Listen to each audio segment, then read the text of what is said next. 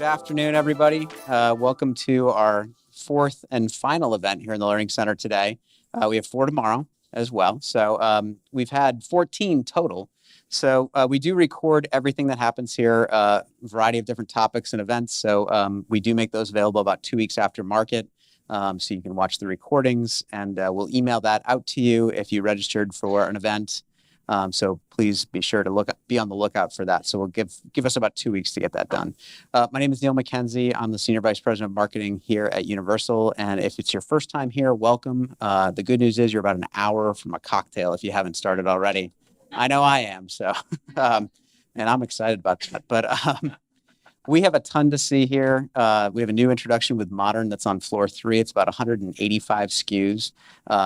On the second floor, we have some great in-stock looks with Miranda Kerr, Aaron Valentich. On the bottom floor, which you're on here, that is our special order offering. So you can check out all our frames, fabric rim, our new dining chair program for special order fabric. So take a look at that. There's also a sit test where you can go try out the cushion options, and you get, just by sitting, you get 10% off your next order with us. So on special order. So be sure to try that out. And then, of course, there's the Designer's Lounge, which has walk-in appointments for the beauty bar for hair touch-ups beginning at 5. So you can get a cocktail and get your hair touched up for the night on the town. So if you want to do any of that, all you need to do is, what's happened? It ends at 5. I'm sorry. You're going to miss the touch-ups. Sorry. But come back tomorrow. You can come back tomorrow. Yeah, sorry about that. But you can still drink. Yeah. But again, if you want to do any of that, just please check in at the front desk. They'll scan your badge and get you registered. And then throughout the showroom, you'll see pricing.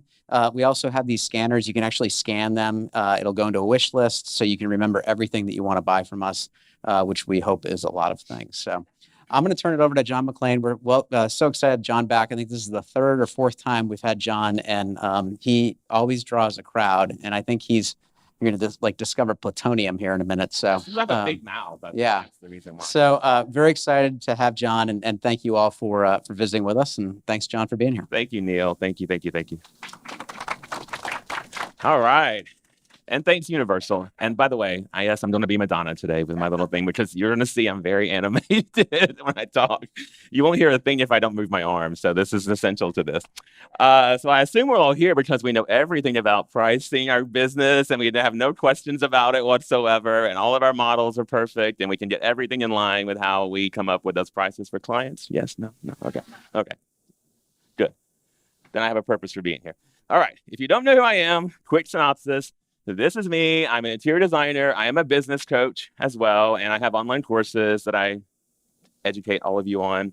I'm the host of the Designer Within podcast. You can find that out now, and it's sort of an extension of what I do here. So it's a lot of tips on running your company and things that I've come up with in my own business and that sort of thing. I have a book right here, and I'm going to be doing a giveaway. It's the 1-year anniversary of my book. So today, I'm going to ask questions at the end. So listen closely to the presentation. And I'm going to give away 6 copies of my book for the first person to answer those 6 questions. So keep listening. And you can also buy it on Amazon or wherever if you want. Gotta love cupcakes, so I had to put that on there. As you can see, I really hate Dolly Parton. She's never, ever in my life, not in this custom art piece at all or anything like that, And inside that little piece of art is a little 13-year-old John McClain singing at his dad's company picnic dressed as Dolly Parton. So, yes, an outfit my mom put together. And most importantly, I am an advocate for all of us, for all of you, because I do run a design firm. We have offices in Orlando and then also in Los Angeles. I live on the West Coast, so I have my great team here with me from the Florida office. And so it is just this wonderful learning experience. And I've learned so many things over the years. So I'm ready to share that with you all. So, hey, girl, here's what you're going to learn today. You're going to learn your new method of categorizing and pricing your services. So these are methods that I came up with out of necessity and out of just wanting to do so. And I'm going to share more about that in a minute. You're also going to learn how to price your services for maximum profit and pleasure. Who knew pricing could bring pleasure, right? And I'm going to talk about the importance of detailing your deliverables, because that is, to me, the other component of why this model works so well for my company, and I hope for all of you as well. And I'm going to show you how to present these offers a la carte. So instead of this big, these are my design services, here's the fee, I'm going to show you how to actually sell these to a client individually or all together if you wish. So it just kind of opens up new doors for those clients who are a little wishy-washy and maybe they don't know if they want to do the entire plan with you or not. You can still make money and profit from one or all of these services. And does anybody care about how to calculate a flat fee? That's so boring, right? No, I know you do. I'm going to show you how I calculate my flat fees for design projects and answer any questions at the end of that as well. So before we get into all of this, the most important thing you need to know is who is your ideal client. And I know you've heard this 1,000 times, but I would not do my job if I did not say, please know who your ideal client is, because without that ideal client, you're not going to be selling these services to anyone. So here's my definition that I came up with for an ideal client. So your ideal client is those who find their needs fulfilled with the services that you offer. And by the way, I'm going to give you if you stay to the end, there's a QR code. You can download this entire presentation, FYI. I know, I've been there before. So they have their needs fulfilled with the services that you offer. Your method of operations, really important. And they have an appreciation and respect for your skills and your knowledge. Imagine that, right? More so, an ideal client is someone that you generally enjoy working with. That's fun. And someone who allows you to use your talents and expertise in the most optimal way for project success. And this is the one I think is the most important, who sees the value in their investment for exchange of your services. So they see the value in all of us, and that's the main takeaway that I want you to have today, is the way that I've redefined these services is talking about just that, our superpowers, our values as designers. And I don't want any of us to ever forget what those are. So here's the other part of that. If you don't define your ideal client, they will define themselves for you, I promise. The wrong people are going to come knocking on your door. They're going to bite you. They're going to hate you. They're going to tell you what to do. They're going to tell you how to run your company. And you do not want that. You want to know who is this ideal client and when they come to you, you recognize them instantly because you have vetted them out already. So this is honestly the basis for everything, as I said. So if you do not have this figured out within your business, just take some time and think about who is your ideal client. All right. So the traditional way of defining services might have looked something like this. So the client, they hire you, and they are going to hire you to be their designer, but we didn't give them a definition of what that means. So they're going to tell us what that means. So you're going to choose all the products. You're going to choose all the furniture. You're going to meet me at the architect's office. You're going to light my oven on Thanksgiving. That happened to me. It did. I promise you. Yes. You're going to answer my calls and my texts and my shouts and my smoke signals whenever I ask. You're going to pick up my furniture.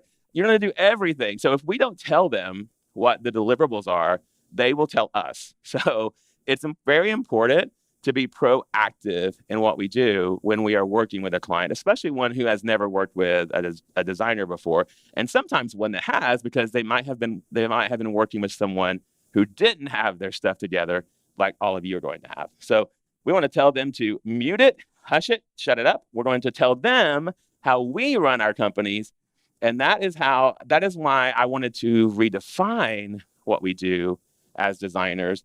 And so it's basically taking all the things that you know in design right now, all the things that you do, and putting them into nice little categories. And when you put them into categories and you give those deliverables out to people, that is when they can understand what they're getting from you. And it's also when you can charge appropriately for those. So here is my new interior design service model. It really brings, again, that value component of what we bring to our clients. And here are the 3 categories that I have broken down into the new model that we use in our company. So it's creative services, production services, and project fulfillment services. So creative and production and project fulfillment are really, again, it's things we already do. It's just we have not focused on them and we have not honed in on them in the way that I'm going to show you today. So why did I do this? I did it because I was tired of being undervalued. I did it because I love design. And then I ended up being a schlepper and I was going to pick up pillows and I was going to pick up fabrics. And I was like, no, I'm designer. Like that's not the focus of why I was hired. So I really wanted to focus back on the creative. That was the basis of why I did this. It's the reason we all do what we do. I can promise you, you didn't watch HGTV or This Old House or whatever and think, oh my God, I can't wait to go and do all the things behind the scenes. Like I want to do the design. You want to do the pretty things, right? So that is where I want us to really, really put the focus. And then the production part. So we had clients who were like, anybody ever heard this? I'm tired of being nickel and dimed. I'm tired of these invoices coming up all the time. I'm tired of every month. Mostly these luxury clients say these things, but everybody's clients really do. So production is everything to do with products and ordering those products. And I'm going to show you how I calculate that fee so that you can easily calculate that for all of your projects as well. And then project fulfillment, that's the last one. I don't call it project management. It has gone bye-bye in my company. We use the term project fulfillment. And since we have redefined that alone, has changed the perspective of all the clients who hire us and know what they're getting from us. They know that we're not, and I'm going to talk more about what that is, but they know that they're not getting us on the job site managing Joe Schmo that day. We're fulfilling the design intent. All right, so I'm going to start with creative. So as you see, they all roll into each other, right? So creative is the first one. That is the biggest part of what we do.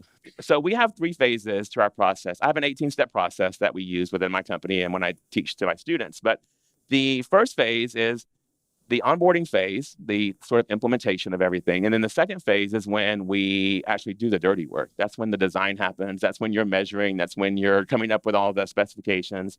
And I'm going to tell you what the creative part is now.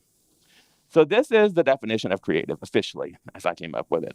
All of the design work, planning, creating, that become the basis for the project's overall design direction, leading to and including the final design plan. So it's what you might have been calling design services. So I want you to reframe that and think about the creative aspect of it and put the emphasis on creative. And when you put the emphasis on creative, your client also understands how important the creative parts that we bring to the table are. Here are some of the things that could fall in there. So this will allow you to see kind of like what you already do, as I said. So these are things that we already do under that category. I just want you to define it explicitly. So when you take these things and you put them under the creative services category, you can charge for these things appropriately. So your clients understand, yes, your creative fee covers, 1 through 12, whatever your number of things are. And that makes it very definitive for your client so that they're not thinking that their design fee is covering all those things that I mentioned in that first part, right? So, I'm sure we all do these, right? These are things that we all do.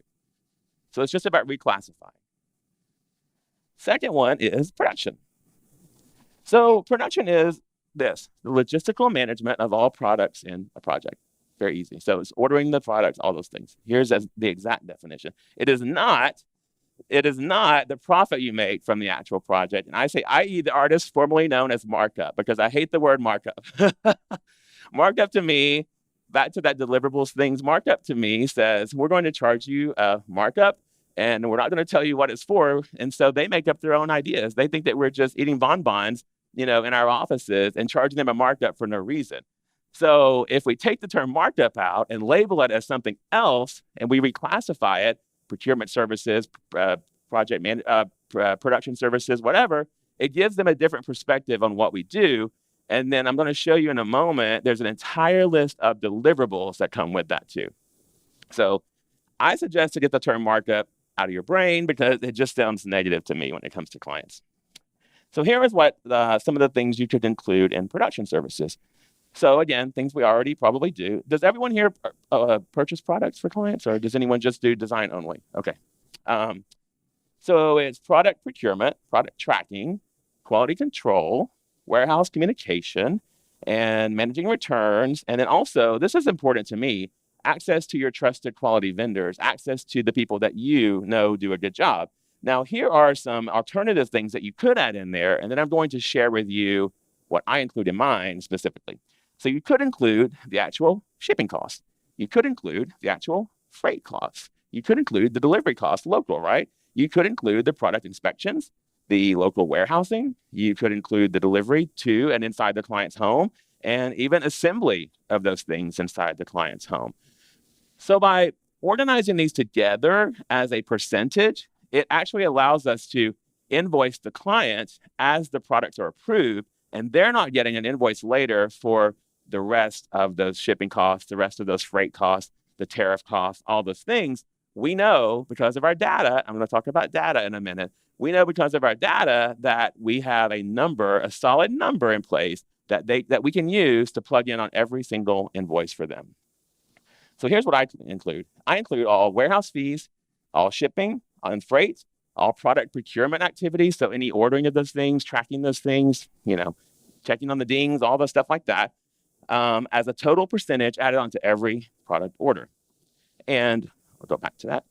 It's shown as, this is important for me to mention. So it's shown as a line item on the invoice. So if you have 2 sofas, a coffee table, 2 end tables, 2 lamps, blah, blah, blah, it's all listed out on the invoice. And then our final line item says production. And currently we use 22%. That's our current price point for that. And it's 22% on top of the price that the client pays, not our cost. It's whatever's on that client's invoice.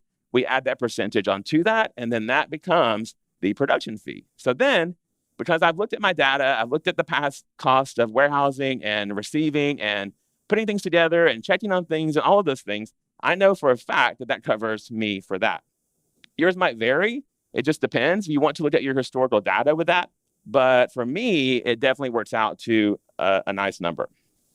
And here is the specific way to calculate that. So you want to take all the revenue, if you do make revenue. So let's say you marked up your procurement services if you have a company, if you have a warehouse that you use and you mark that up.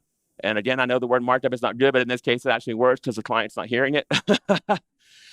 Total shipping and freight and tariff as well.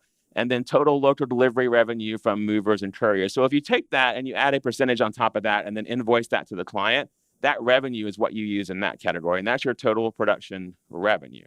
Now, your total production costs are just those items and the cost that you pay for those things, right? Very simple. And then all you do is take your cost divided by your revenue, and that will give you your percentage that you can take and add on. So when you meet with clients for the first time, you can say, we have a great system in place. You never have to get an invoice from us for shipping or freight or warehousing. Everything that you order is paid for at that time because we require 100% payment up front for all products and as well for the production fee for us. And when they do that, they're done. And we all know at the end of a project, clients get what? Spending fatigue. They're tired of spending money. They're exhausted. The contractor's asking for more money. We're asking for more money sometimes. So by doing this, we know for a fact that if we're taking on the procurement part of this whole design process, we are adding in this now, and we never have to invoice them again. So the way we do it, and I don't have this listed on here, but we do 6 months for design, 6 months for design and decor only, and then 1 year we hold it for 1 year in the warehouse for new construction or renovation projects. That's our time limit. And anything after that is invoiced directly from whatever the warehouse is charging. That's how we cover it. And look, you can now use this percentage with clapping hands to calculate your own production fee. It really is helpful. I will say it has changed. Clients get so tired of, and I heard it a million times, again, clients get so tired of having an invoice come in every month for freight, for shipping, for warehousing, everything. So I decided to sit down and figure out a way to actually stop those emails and stop those surprises. Now there are no surprises. We operate on full transparency, and from our agreement all the way down to this, so clients never, ever, ever are wondering where we are in the process or what they're going to pay for things because they've already paid for it. Now, the final one, and these all go in order, as I said. So the final one is project fulfillment. So here's what that is. Project fulfillment involves all of the professional facilitation from the interior design firm to fulfill the design intent, that's very important, for a project leading to its completion. And this is also very important. Project fulfillment is not project management.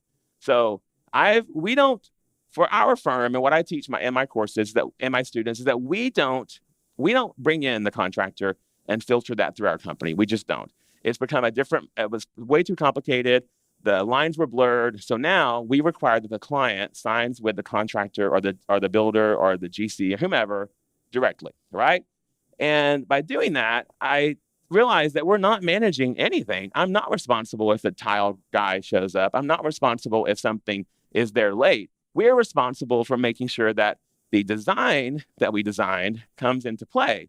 So if the tile is a pattern has to be laid out, we lay that out. If there's an elevation for sconces, all the things that we're supposed to do, again, back to that creative part, all the things that we're supposed to do falls under project fulfillment for us. And so we're making sure that the intent, the design intent is followed through, but we're not managing the project. Does that kind of make sense? Do you guys see the difference in that? It was an eye-opening experience for me. And when we started saying that term to clients, they were like, oh, okay. I told someone this earlier, and my team can vouch for this. We had a site visit, and the client apologized to us for the contractor being late for doing something. So they apologized to us, and I was like, wow, this really does work. Oh my God, we got an apology from a client. That never happens, because the client knew who was responsible for what. They knew what we were supposed to do, what lane we were in, and what lane they were in. So we charge this as a flat fee as well. You can do it hourly if you want, but we charge it as a flat fee because we list out the deliverables. So we list out exactly when we're going to the job site and what that's for, because we've done it so many times. You know the projects that you do. So if it's a new construction project, it's the same things that you do over and over and over. If it's a renovation, kitchen, you know what happens in that. You know when you need to be there. You don't have to be so like wishy-washy with your scheduling because you've done it before. And if you haven't done it before, just ask one of us and we'll tell you, because there's the same thing over and over and over.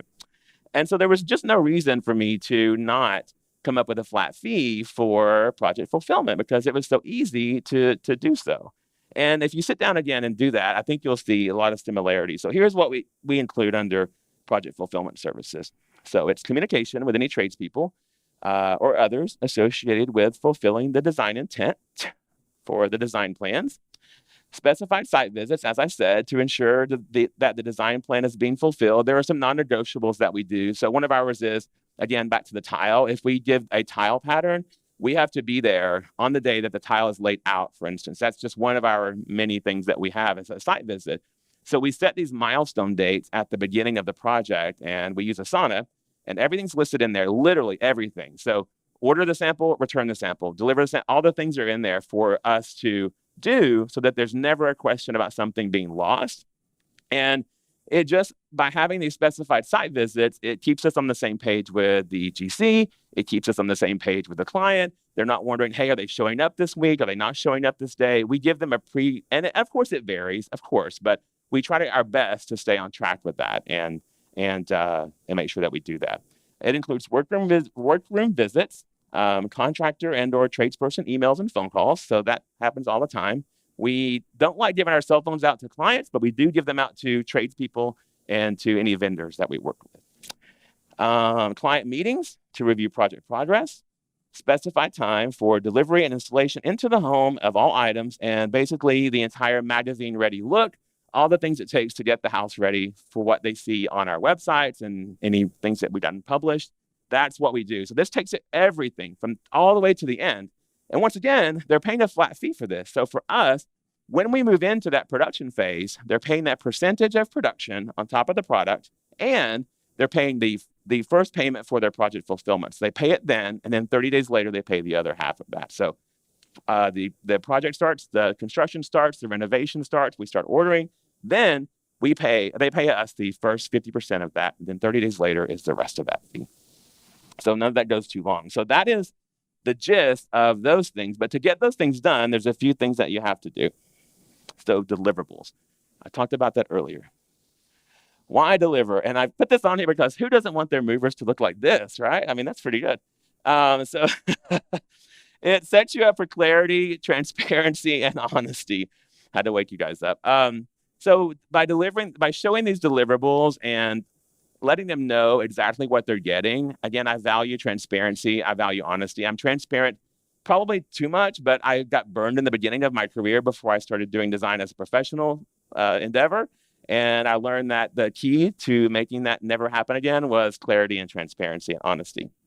Also, no more wondering about how many site visits am I going to have, or how many revisions are you getting with that, or when will you be delivering? It's all laid out, everything. You have deliverables on your creative, you have deliverables on the production, and you have deliverables on your project fulfillment. So every single one of those categories has their own deliverable. It also sets the stage for change orders, for additional invoices, for price changes, anything where you have to charge more. All you have to do is go back to those deliverables and say, oh, no, this was not included under your creative.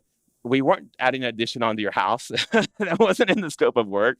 So that's going to be extra. So these deliverables are very important because it does allow you to charge for more when that time happens. And lastly, it allows your clients to know exactly how much value you provide to them. And again, if we sat down and listed out all the things that we do, this is how I came up with this. It was almost overwhelming to me to see exactly how much we do as designers. And we take it for granted because we do it every day. And y'all make it look easy. We all make it look easy because we just do it in our sleep.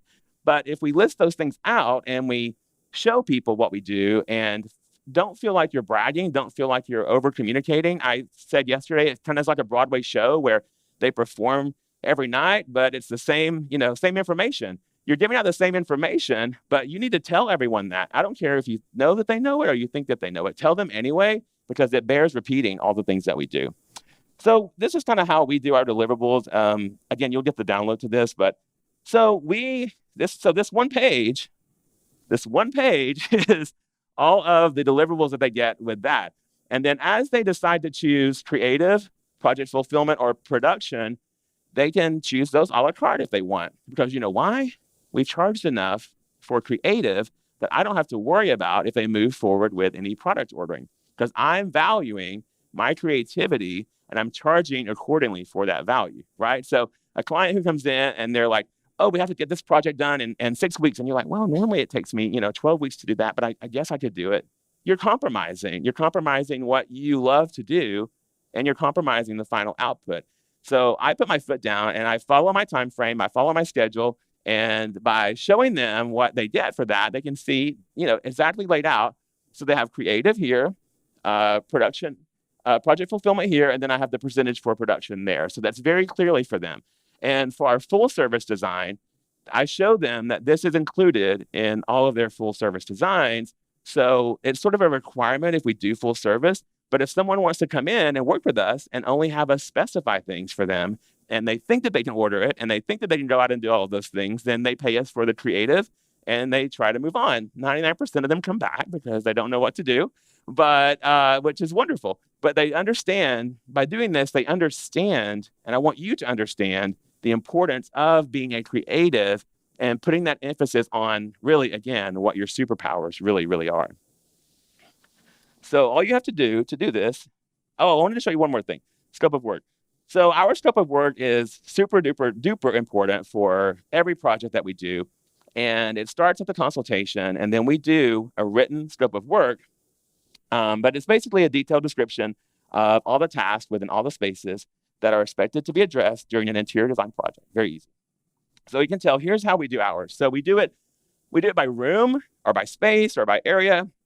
But by getting very, very, very detailed like that, we get to the point of coming up with pricing, and we never have to wonder, like, what should we charge for something? What was included in the scope of work? Was it a gray area? Did we say that or not say that? The client has already approved the scope of work before it goes into their agreement. They've already said, yes, that's exactly what I want you to do. So if Mr. Scope Creep starts coming in and like, oh, you did say you would choose the outside of my house. No, ma'am, I did not. It's not on there.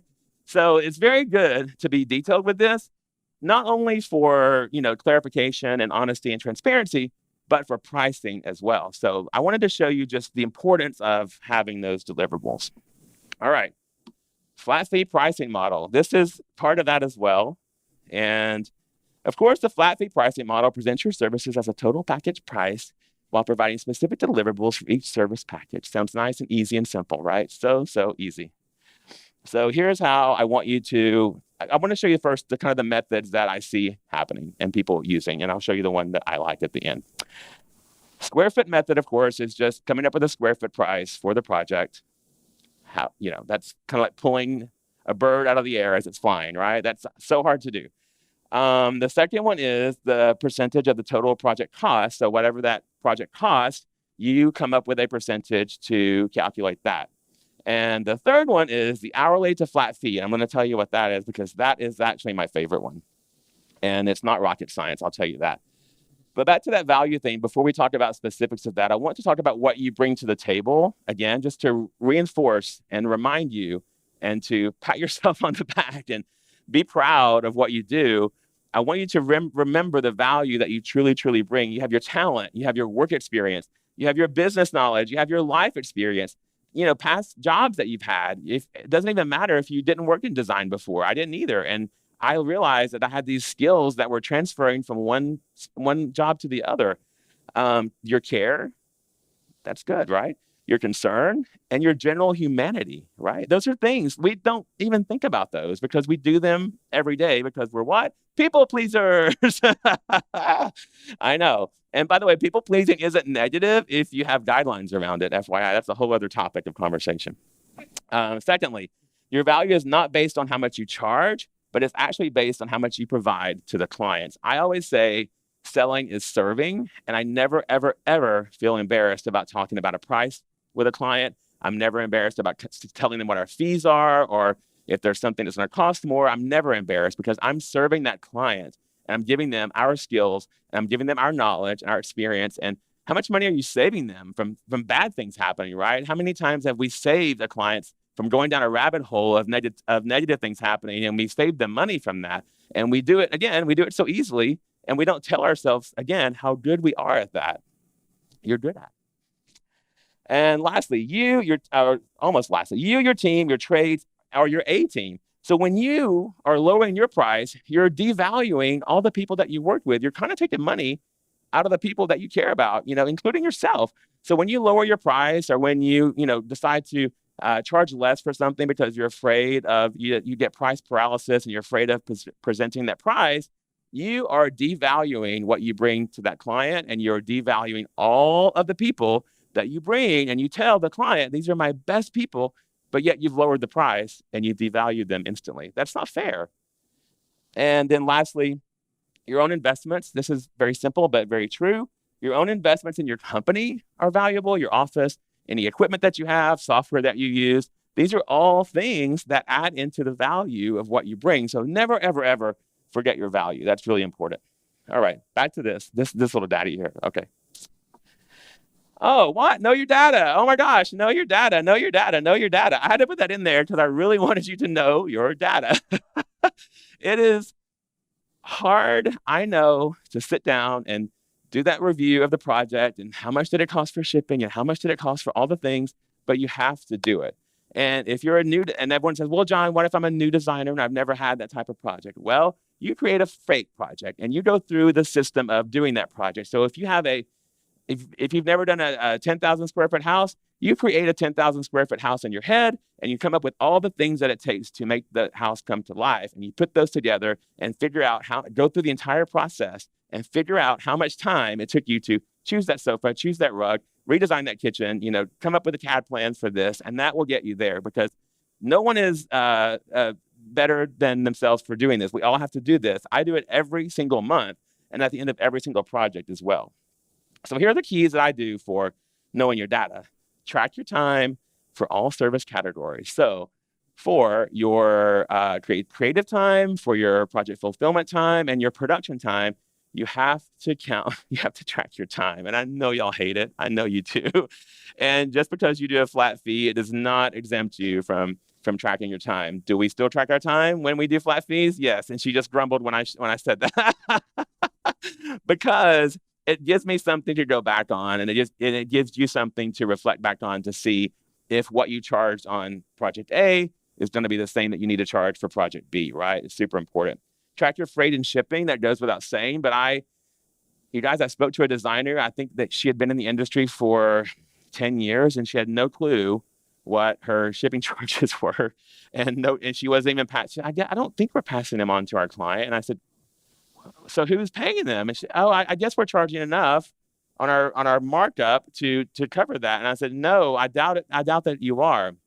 So even though we come up with this percentage, I know, even though we come up with this percentage for production, we still keep track of every single shipping, every single tariff, every single add-on, freight, everything. We have a category per client, a spreadsheet, and we keep track of that. And then I go back at the end, I perform that review, and I make sure that that percentage is enough for that.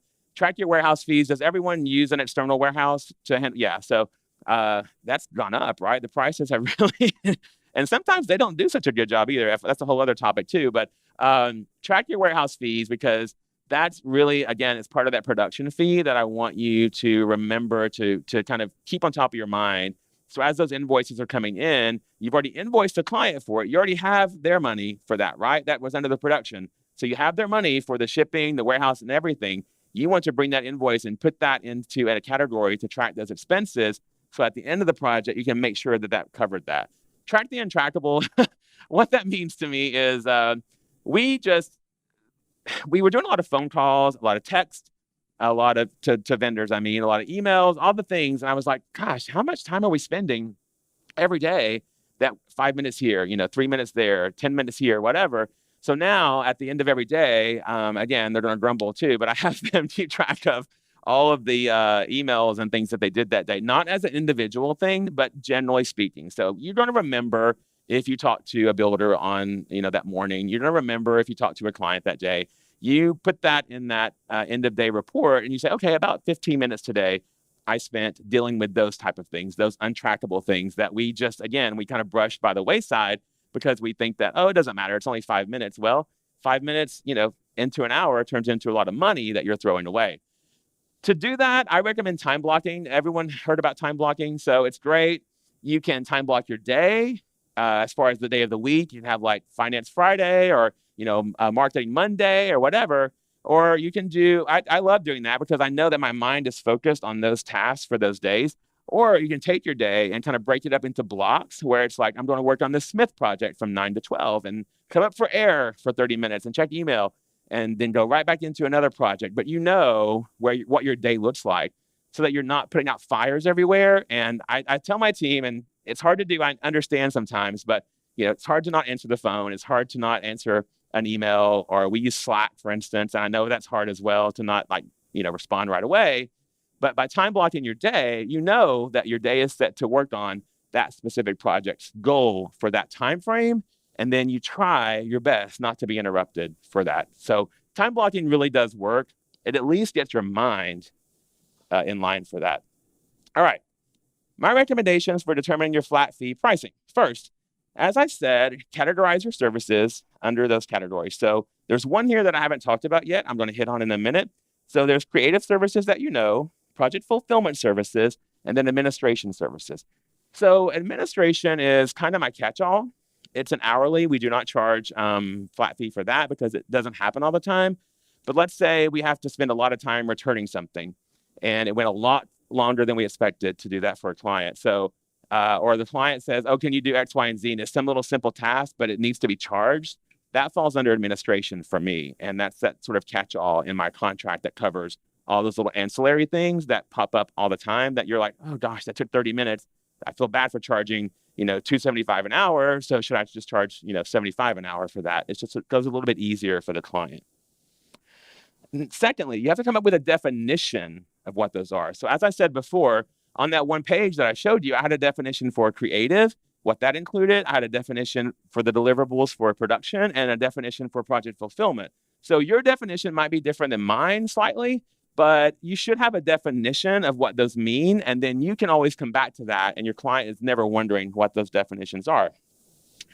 So here's how I do it. So third, you price your services based on your hour. And again, you're not going to be overwhelmed by this because you know what? There's no magic bullet. I'm sorry to tell you, there's no magic bullet to coming up with a flat fee pricing. There just isn't.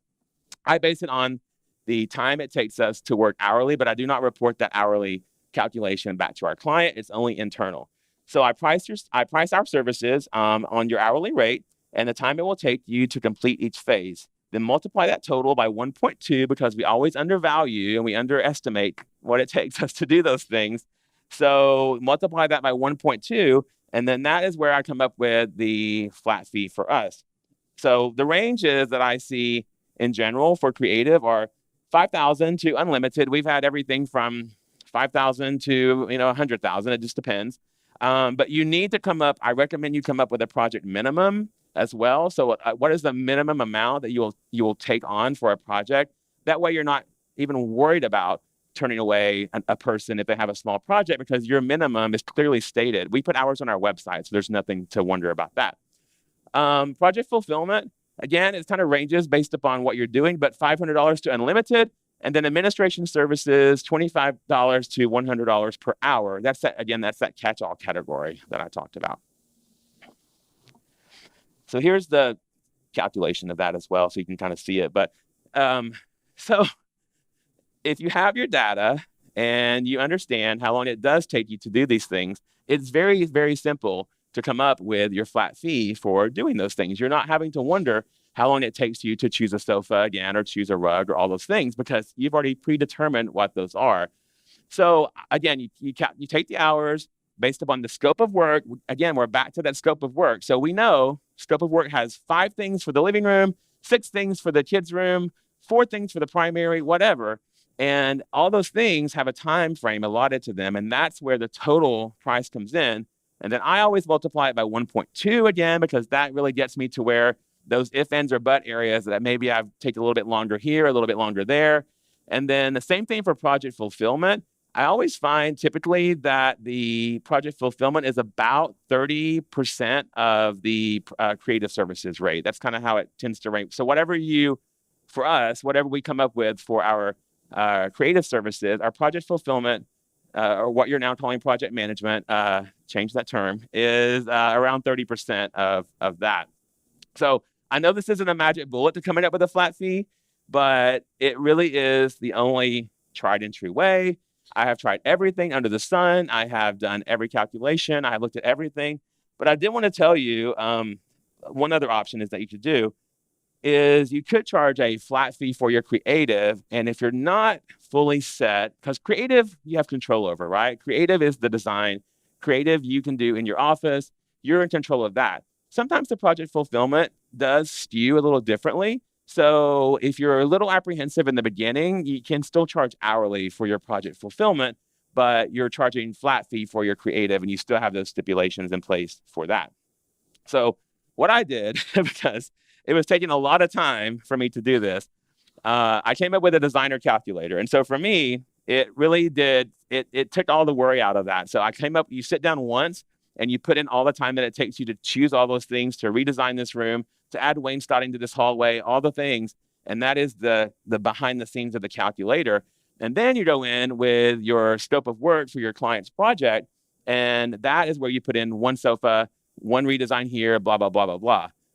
So this really has streamlined the way that we have come up with calculating our design fees. And I just wanted to put it on here so that you guys can see it. If you do want to, I actually have it as part of a purchase. So if you do want to purchase it, you can. Not a sales pitch. I know that, but again, I'm serving you because it's super duper helpful.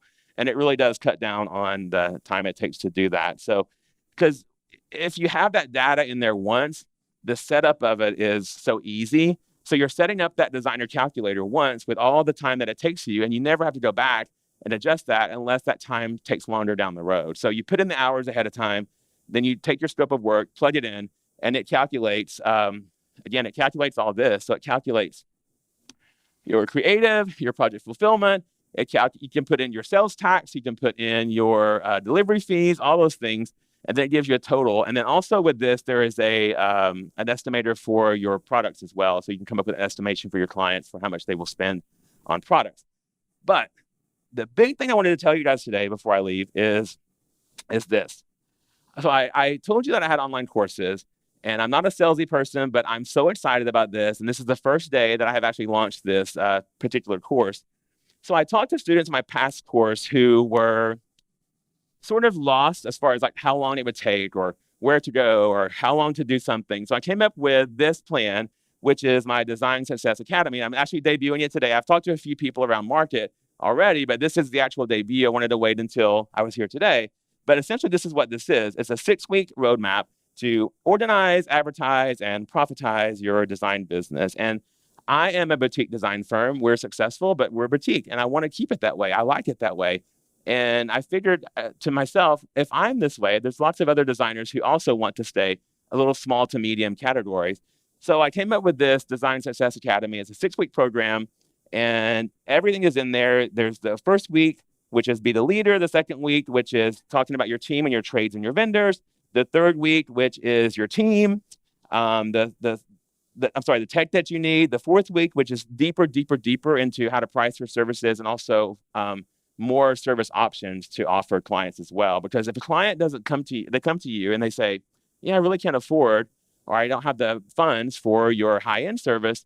Okay, you can be a designer on demand. We don't call it designer for the day. We call it designer on demand because we're only there for 3 hours. But during those 3 hours, they get 2 team members. They get, sometimes CAD drawings out of it. They get all their specifications done. So all of that is in this lesson as well. And then there's one about marketing. I love marketing. It's a passion of mine. So I have an entire module on that. And then the last one is all of my systems and processes, my Asana templates, all those things like that.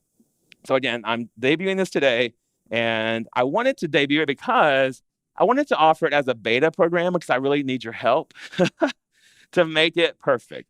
Because I'm launching it officially to the world, as you would say, in January. But I want feedback from everyone. So in lieu of that, or in part of that, I should say, I'm giving 50% off on this particular course. And I think the course itself is like $25.97. So this is 50% off of that if you put that code in there. And again, I'm so excited about it. I would love to have feedback from all of you on it and ideas. And it's a give and take. So again, I expect some reciprocation, some information. I want to tweak this or add more here, or you're missing this module, that kind of thing. But the basis of it so far, I'm so excited. So this will take you to the website, and you can just see all the modules that are on there, all that's included. But I would love to have each and every one of you a part of that. We go deeper into pricing. We go deep. The designer calculator is included. My actual agreement is included in there as well. So it's a really good value for the beta program. And it's only going to be for 100 people. So when I get to 100, that's it. Nobody else for this beta program. And then you guys will give me feedback. It'll launch in January. So that is that. So this is where you guys download the presentation. And then we're going to do the giveaway.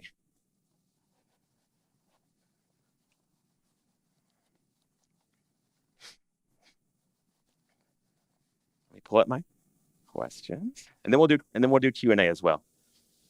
Let's do the fun part first.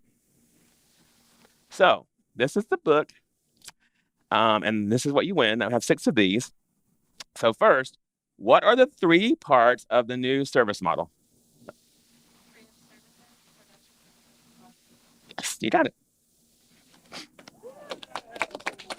I can sign it later if you want. All right. Sorry, my high point allergies are kicking in. Sorry about that. Okay, what did I say about ideal clients and the wrong client? He had his hand raised first. Sorry.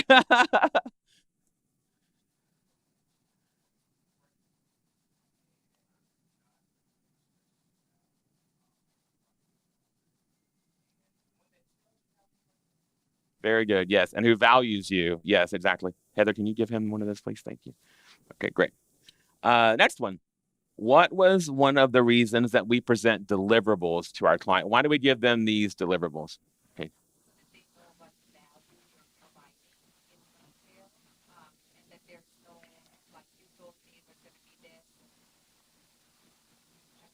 Exactly. Yeah.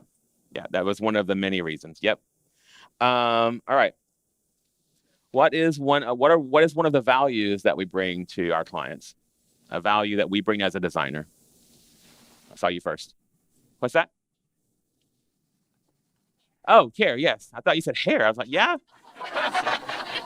Like, we do look good, but like, okay, I don't know if that's a quality value or not, but maybe. All right. What was my number 1 rule to remember before you start to calculate your fees? Yep. Okay. And at the very end, this is the last one. At the very end, I said, what was my favorite method for calculating design fees? Almost there.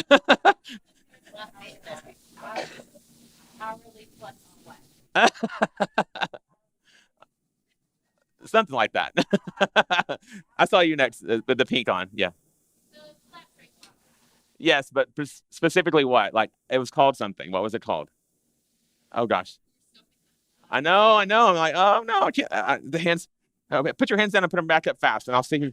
Oh, I saw you first. Okay, pink. Yeah. Yes, that's it. Yes. It was the hourly to flat fee. So that was the one where you take the hourly and you turn it into the flat fee. So that is that. That's the giveaways. Thank you all so much. I'm ready. I can answer any questions that you guys have. I know you probably have some about pricing and all those things. So any questions that you guys have, thank you so much. Anybody have a question? Thank you.